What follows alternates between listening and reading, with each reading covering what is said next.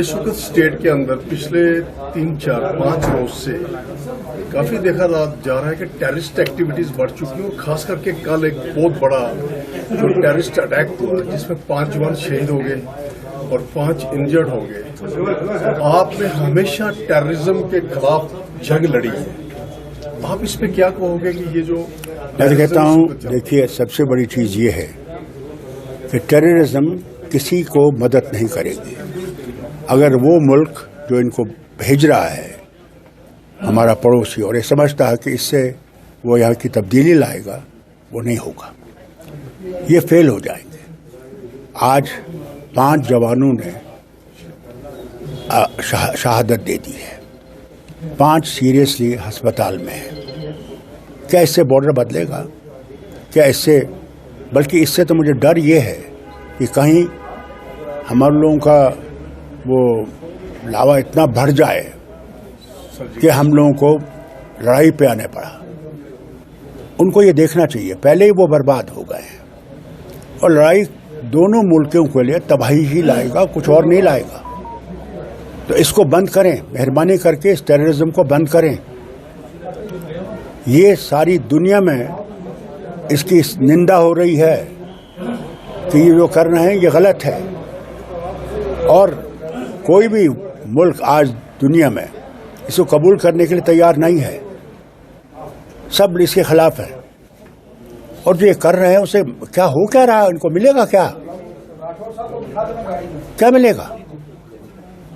उन जवानों के घरों में मातम होगा आज और वो कह रहे होंगे कि आप क्यों बैठे हो और कुछ कर नहीं रहे हो।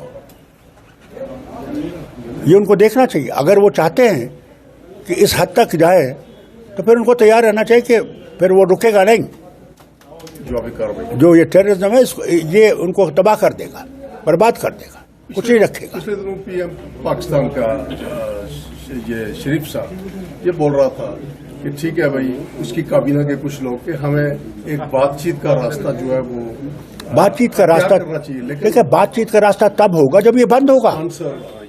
तब तक कैसे बातचीत होगी? हम तो चाहते हैं कि बातचीत हो, मगर बातचीत दोनों चीजें इकट्ठे नहीं चल सकती। वक्त आ गया है कि जब हमें अगर दोस्ती चाहिए तो दोस्ती के लिए वो राह बनानी है और टेररिज्म उस राह की तरफ नहीं है। इसको बंद करना चाहिए और उनको इसके लिए सख्त कदम उठाने चाहिए। आपकी क्या सहानुभूति है जो जवान शहीद हुए हैं इस देश के लिए, जो टेररिस्ट? आज ही नहीं, साल से हमारे जवान शहादत दे रहे हैं। ये हमें तो अफसोस है कि ये बंद होना चाहिए। क्या वो चाहते हैं कि उनके घरों पे भी मातम आए?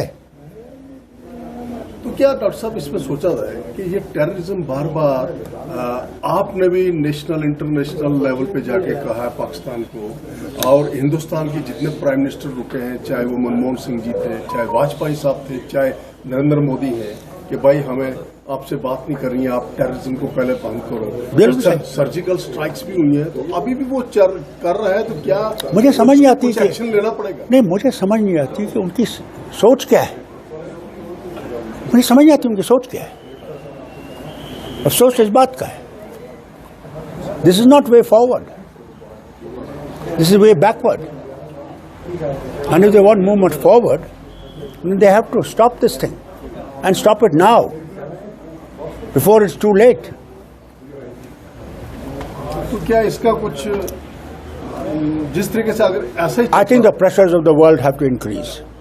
तो अगर the only way forward now is the pressure of the world on that country must increase, that this is not path to peace, this is path to destruction. Stop it now. And those friends of इस पुंछ के इलाके में मैं सिर्फ सरकार से गुजारिश करूंगा कि साहब, एक तो सड़कों की हालत बहुत ख़राब है, इन सड़कों की हालत बेहतर करिए मेहरबानी करके, जल्दी से जल्दी, वो बहुत ज़रूरी है। दूसरी चीज़ जो है, मैं सरकार से गुजारिश करना चाहता हूँ, जो पावर टैरिफ ने बढ़ा रखा है उसने यहाँ की कमर को तोड़ दिया है लोगों की। पहले ही महंगाई आसमान से बात कर रही है।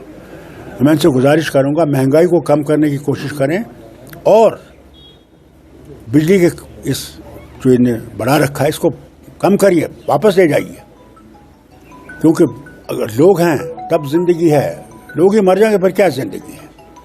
तीसरी चीज़ जो मैं इनसे कहूँगा वो ये है कि मेहरबानी करके अफसरों से कहिए वो ज़रा निकलें बाहर और लोगों की हालत देखें, कहाँ का क्या हालत है, उनकी मदद करें, मुश्किलें दूर करें। वही एक रास्ता है हम लोगों को आगे बढ़ने का। तरक्की तब होगी जब देश सचमुच लोग देख सकेंगे कि तरक्की हो रही है। आप 2-3 दिन से पुंछ के दौरे पे थे।